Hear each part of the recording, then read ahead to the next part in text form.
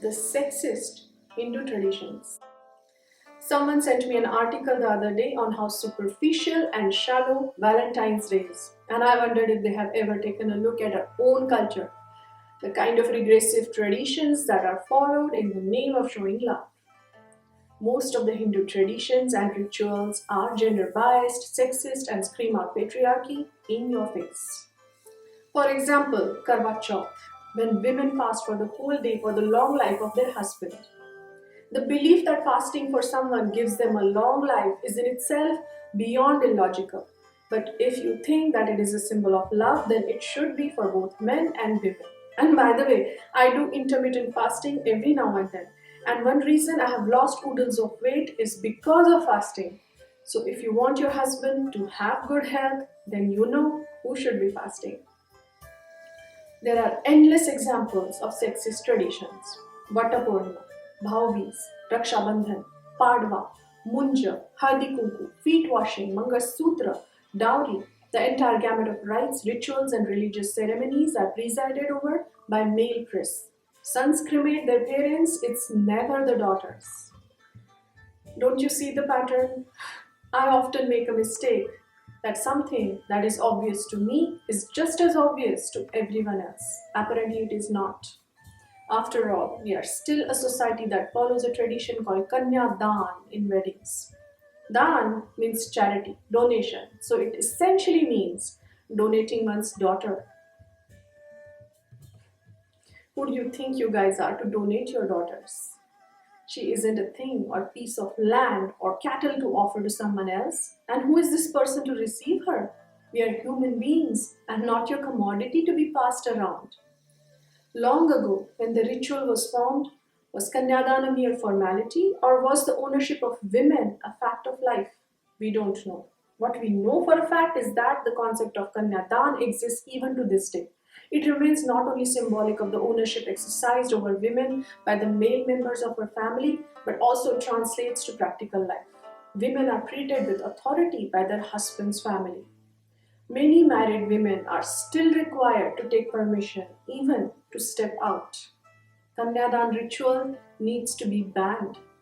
After the wedding rituals are over, the groom takes the bride to his parents' house. This is called Gruha Pravesh, Bidai. The groom's family welcomes the bride to their house. This sets a tone that the woman has now come to their house. Now she belongs to their family. Untrue. The boy and girl come together and build their own house and family. No one family owns the other person. No one person is going to the other family. It should all be equal. Gruha Pravesh, Bidai ceremonies need to stop. Tying of the Mangal Sutra or Thali is done only to the bride. The thread also comes to be linked to the husband's health and long life, which is again very illogical, but there is no marriage ritual that prays for the health and long life of the bride. Call me ignorant if you want to, but for the longest time I did not know that these regressive wedding rituals exist. If I did, then as my mother rightly puts it, I would have protested outside wedding halls than attending weddings. I obviously have stopped participating in any sexist traditions and rituals entirely because awareness of something is useless if there is no action on it. There is a certain sector of women who see the inequality in our traditions, but they still follow them in order to make the elders happy. I'm not going to follow something regressive in order to make anyone happy. The elders will have to look for other sources of happiness. I'm sure they will find plenty. How about painting? I understand that faith, religion, belief has a strong hold in people's lives, and progressive change can be made by involving supportive participation from both genders in all of the traditions. Some women say, oh, but we follow Karwa Chauth and all these traditions by choice. How can it be a choice if something is done for hundreds of years without anyone ever questioning or opposing the tradition? And if from childhood this is what you see around you, the movies also romanticize these idiotic traditions. It isn't a choice then, we are simply brainwashed to do so. A certain sector of people say, yes, our traditions have inequality, but they are harmless. They are not traditions like sati. Sati was a tradition in the past whereby a widow was expected to throw herself on her husband's funeral pyre. Inhuman traditions like these are still part of our society. Child marriages, female feticide, honor killings. The traditions that I am talking about are not inhumane, but they are still not harmless. How about we start a new tradition called Putradan, donating one's son? Would that be okay with you? Come on, what's the big deal? It is harmless. Since childhood, the inequality in everything, including our traditions, is evident to many.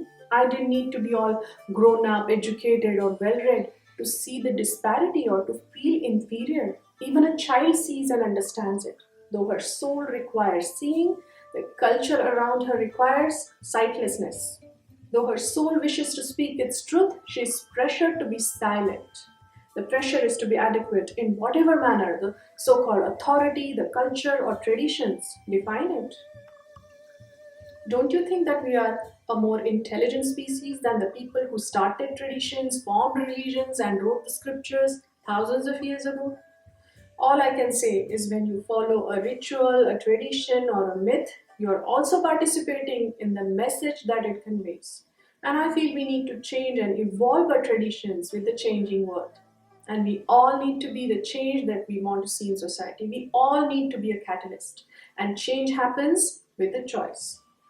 It is high time that everyone should be a feminist and strive for equality in every small thing that life has to offer.